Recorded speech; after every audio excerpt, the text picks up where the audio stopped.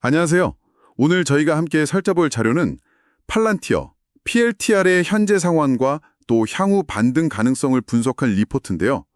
팔란티어 반등 전략, 트랩 해소와 불꽃이라는 제목입니다. 네, 최근에 팔런티어 주가가 상당히 중요한 지점에 와 있는 것 같아요. 맞습니다. 그래서 이 자료를 통해서 핵심 성장 동력이라든지 단기적인 위험 요인, 또 앞으로의 전략까지 여러분이 팔란티어에 대해 알아야 할 핵심 정보들을 명확하게 한번 정리해 보겠습니다.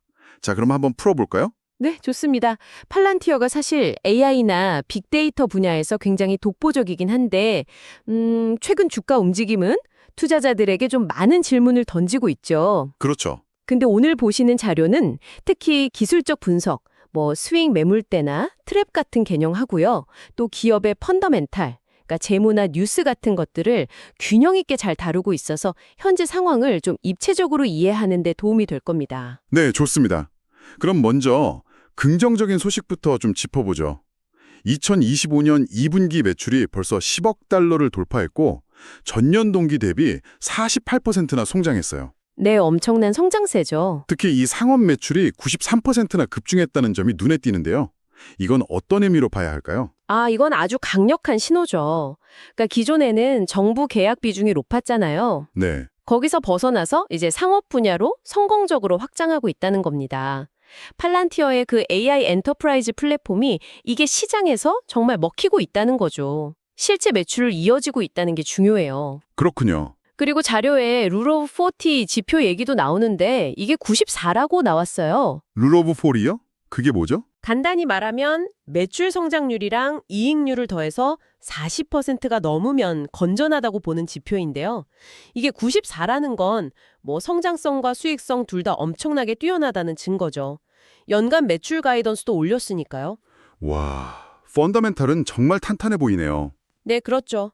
하지만 주가는 또 다른 이야기일 수 있으니까요. 맞아요. 현재 주가가 자료에서 말하는 수익 매물대, 그러니까 과거에 거래가 많이 쌓여서 저항이나 지지가 될 수 있는 가격대를 살짝 지금 밑돌고 있거든요. 아, 이탈했다는 거군요. 네, 그래서 자료에서는 이 상황을 단기적인 트랩, 우리말로 함정일 가능성과 연결짓고 있어요. 그러면서 162달러 부근, 이 가격대를 다시 회복하는지, 이 트랩이 해소되는지 여부가 반등의 아주 핵심적인 관건이라고 분석하고 있습니다. 그 트랩 해소라는 게 구체적으로 어떤 의미인가요? 그게 왜 그렇게 중요하다고 보는 거죠? 기술적 분석에서 트랩이라는 건요, 어떤 중요한 가격대를 일시적으로 확 깼다가 근데 그게 속임수처럼 다시 빠르게 그 위로 올라오는 패턴을 말할 때가 많아요. 아, 잠깐 빠졌다가 다시 올라오는 거예요. 그렇죠. 만약에 162달러 선을 빠르게 다시 회복한다면 최근 하락은 그냥 개미털기였나? 다시 올라가겠네? 이런 긍정적인 신호로 해석될 수 있다는 거죠. 그래서 자료에서 불꽃이라는 표현을 썼군요. 네, 맞아요. 그게 강력한 반등의 시작점, 불꽃이 될 수 있다는 의미로 쓴 것 같습니다. 그래서 단기적으로는 그 162달러 부근 움직임이 정말 중요해요. 물론 위험 요인도 있겠죠. CEO가 꽤 큰 규모, 6천만 달러 규모의 지분을 매도했다는 뉴스도 있었고요. 네, 있었죠. 그리고 AI 기술의 윤리 문제라든지 감시 기술 관련 규제 논란, 이런 건 사실 계속 따라다니는 얘기고요. 맞습니다. 그런 부분은 늘 있죠. 기술적으로 봐도 방금 말씀하신 스윙 매물대 이탈 자체가 단기 투자 심리에는 안 좋을 수 있고요. 그렇죠. 불안감을 줄 수 있죠. 또 정치적인 변수, 예를 들어 미국 대선 결과라든지 연준의 금리 정책 방향 같은 거시적인 변수들도 무시할 수는 없겠네요. 네, 맞아요. CEO 지분 매도나 AI 윤리 문제 같은 건 단기적인 노이즈, 그러니까 주가 변동성 요인이 될 수 있습니다. 다만 이제 중요한 건 이런 것들이 팔란티어의 장기적인 성장 스토리, 그러니까 안정적인 정부 계약이랑 폭발적인 상업 AI 시장 확장, 이라는 그 큰 그림 자체를 훼손하는 거냐, 아니냐, 이걸 판단하는 거겠죠. 장기적인 관점이 중요하군요. 네. 그리고 정치나 정책 변수는 사실 양날의 검이에요. 정부 지출이 확대되면 수혜를 볼 수 있지만 반대로 AI나 데이터 활용 규제가 강화되면 그건 또 리스크가 될 수 있으니까요. 그러네요.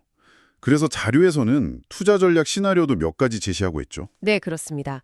단기적으로는 아까 말씀드린 그 162달러 부근에서 T랩이 해소되는지, 그러니까 가격을 회복하고 거래량도 좀 붙어주는지 이런 수급 전환 신호를 확인하고 진입하는 접근을 제안하고요. 확인하고 들어가라. 그렇죠. 스윙 트레이딩 관점에서는 지금은 일단 좀 지켜보다가 162달러를 다시 확실히 뚫고 그 위에서 자리를 잡는 모습을 보이면 그때 매수 기회로 삼는 전략을 이야기합니다. 그럼 중장기적인 관점은 어떤가요? 좀 다르게 접근하던데요. 네, 중장기적으로는 만약에 주가가 좀 더 조정을 받아서 120달러 부근까지 내려온다면 그때부터는 장기적인 관점에서 분할 매수를 시작해 볼 만하다. 이렇게 보고 있고요. 목표가는 꽤 높게 잡아서 200달러에서 285달러까지 설정을 했습니다. 오, 목표가가 상당히 높네요. 네. 그리고 엘리어트 파동이론 관점에서도 분석을 했는데 지금이 단기 조정 이후에 강한 상승 파동, 3파나 5파 같은 게 나올 수 있는 구간으로 보고 있어요. 그래서 162달러를 다시 돌파하는 게 그 상승 파동 확장의 신호가 될 수 있다고 해석하는 것 같습니다. 네, 알겠습니다. 그럼 오늘 내용을 좀 정리해 보겠습니다.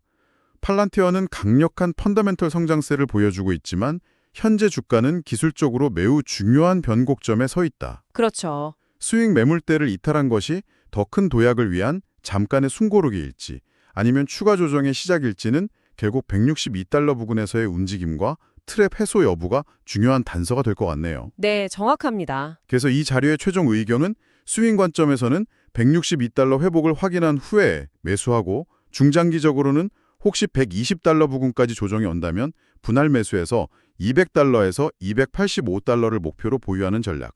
이렇게 요약할 수 있겠습니다. 네, 기술적 지표와 펀더멘털을 종합적으로 고려한 분석 시나리오라고 할 수 있겠습니다. 네. 마지막으로 여러분께 이런 질문을 한번 던져보고 싶네요.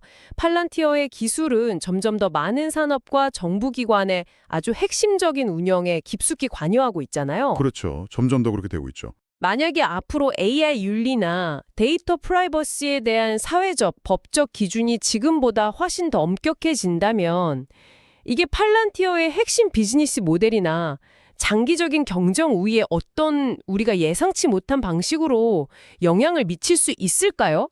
단순히 단기적인 주가 등락을 넘어서서 한번 깊이 고민해 볼 만한 지점이라고 생각합니다.